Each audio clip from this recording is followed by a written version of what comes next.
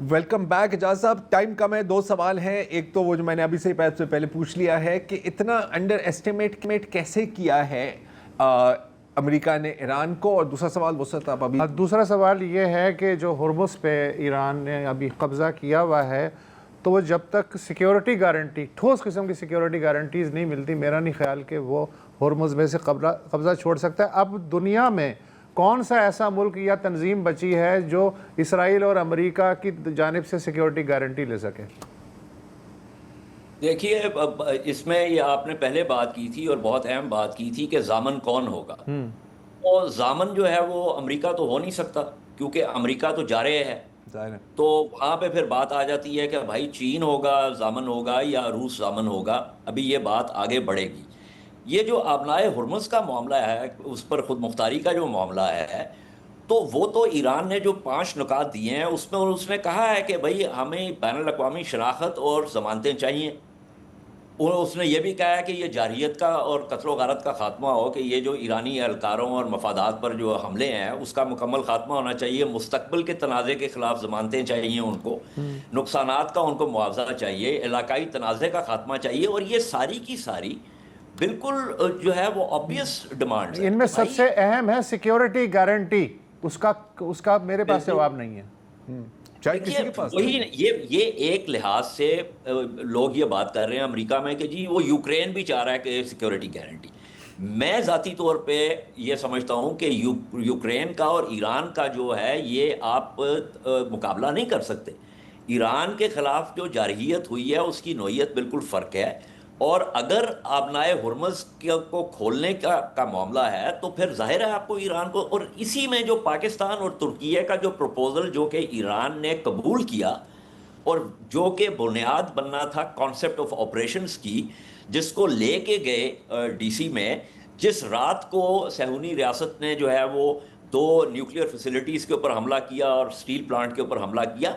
دیکھیے بنیادی طور پر یہ جو جنگ ہے نا, یہ بات جو زرار نے کی کہ بھائی ان کو نہیں پتا تھا, وہ general after general is coming on various channels and seeing کہ بھائی سینٹ کام کی جو منصوبہ سازی ہے اس میں تو سب سے بنیادی چیز ہی یہی ہے. تو پھر سوال یہ پیدا ہوتا ہے کہ یہ کیوں نہیں ہوا.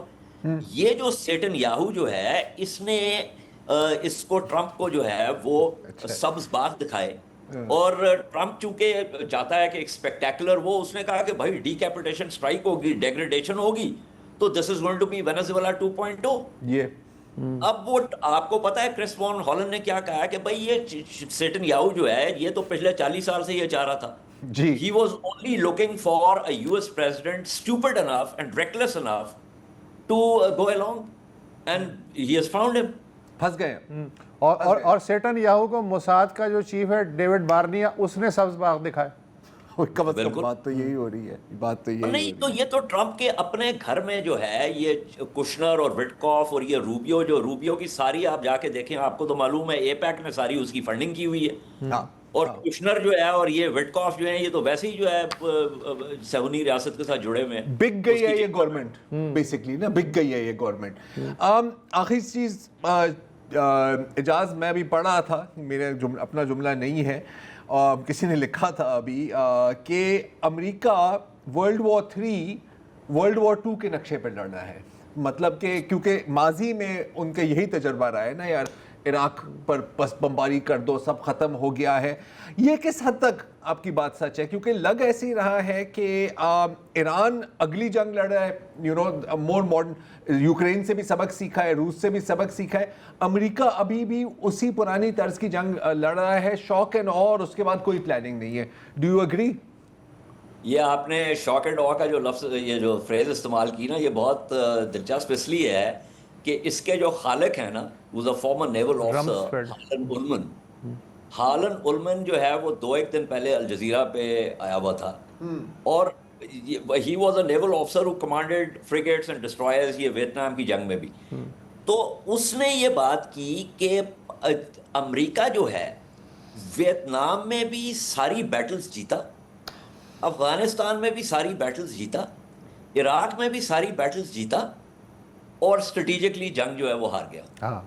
یہ تو یہ ایک جو سب سے اہم چیز ہے نا وہ یہ ہے کہ winning battles does not necessarily make you win the war.